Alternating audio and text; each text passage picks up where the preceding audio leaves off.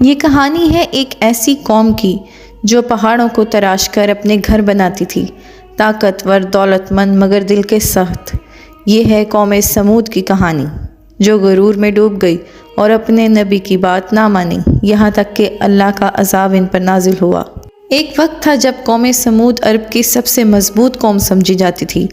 ان کے علاقے میں سرسبز باغات، چشمے اور پہاڑوں میں تراشے گئے محل تھے۔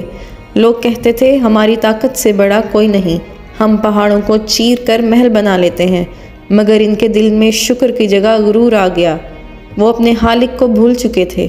اللہ تعالیٰ نے ان کی ہدایت کے لیے اپنے نبی حضرت صالح علیہ السلام کو بھیجا۔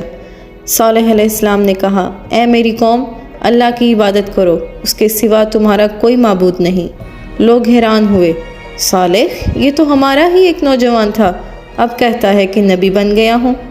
چند لوگ ایمان لے آئے مگر زیادہ تر نے مذاق اڑایا۔